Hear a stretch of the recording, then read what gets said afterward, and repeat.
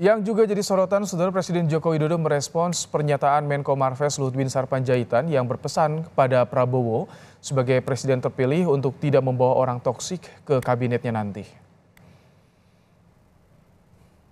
Presiden Joko Widodo mendukung pesan Luhut kepada Prabowo agar tidak membawa orang toksik ke kabinetnya nanti. Presiden menyebut pernyataan Luhut benar, namun meminta agar menanyakan langsung pada Luhut terkait kriteria orang toksik yang dibangun. Sebelumnya Luhut mengingatkan Prabowo untuk tidak membawa orang toksik ke kabinetnya karena akan merugikan.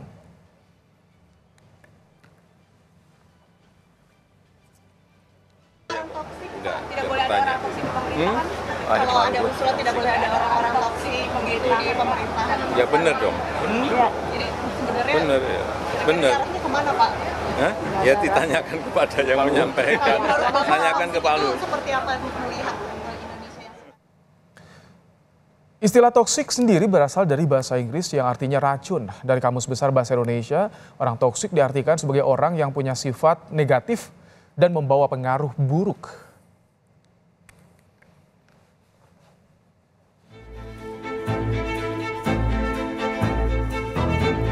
Menko Marves Luhut Binsar Panjaitan memberi pesan kepada Presiden terpilih Prabowo Subianto agar tidak sembarangan membawa orang ke dalam pemerintahan. Luhut mengingatkan agar Prabowo tak membawa orang toksik ke dalam kabinetnya karena bisa merugikan. Kami kutip pernyataan Luhut saat bicara dalam acara Jakarta Future Forum Blue Horizons Green Growth di Jakarta. Luhut bilang, kepada Presiden terpilih saya katakan jangan membawa orang toksik ke dalam pemerintahan Anda karena akan merugikan. Wakil Ketua Umum Partai Gerindra Habibur Rahman menilai pernyataan Menko Marves Luhut Binsar Panjaitan tentang jangan membawa orang toksik dalam pemerintahan baru adalah sebuah nasihat seorang senior kepada juniornya. Meski menghargai pernyataan Luhut itu, Habibur Rahman menegaskan saat ini tidak ada elit politik yang memiliki sifat toksik. Habibur Rahman pun yakin Prabowo akan memilih orang-orang yang sejalan dengan pemikirannya. Menurut saya bahwa antara para menteri dengan presiden harus ada kesamaan visi, ya, bagaimana pengelolaan negara yang maksimal supaya target-target kebangsaan, terutama Indonesia Emas 2045 bisa tercapai. Jadi anggota kabinet Pak Prabowo ya adalah sosok-sosok yang punya pemikiran yang produktif, yang sejalan dengan pemikirannya Pak Prabowo. Sementara calon wakil presiden Pilpres 2024 yang juga Ketua Umum PKB Muhaimin Iskandar bilang jika harapan agar kabinet di pemerintahan Prabowo tidak diisi orang toksik bukan hanya harapan Luhut.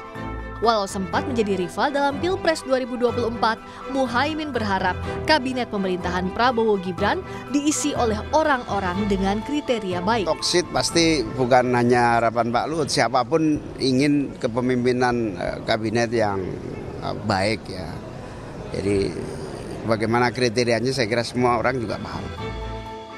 Direktur Eksekutif Lingkar Madani, Ray Rangkuti menilai pesan Luhut soal orang toksik di kabinet Prabowo sebagai bentuk cawe-cawe. Pak Jokowi tidak bisa membiarkan begitu saja, ya kabinet ini disusun ala Pak Prabowo gitu. Nah, beliau kan punya perasaan. Ya, kita sebut saja semacam tanggung jawab untuk memastikan bahwa agenda-agenda beliau tidak berhenti di tengahnya Pak Prabowo gitu. Dan itu tidak sekedar komitmennya Pak Prabowo saja kan. Tapi juga harus dilihat dalam konteks bahwa orang-orang Pak Jokowi, tanda kutip orang-orang itu juga masuk di dalam kabinetnya Pak Jokowi. Meski sejumlah masukan sudah diberikan dari pendukungnya, Gerindra memastikan Prabowo lah yang akan menentukan menteri yang bakal duduk di kabinetnya. Tim Liputan, Kompas TV.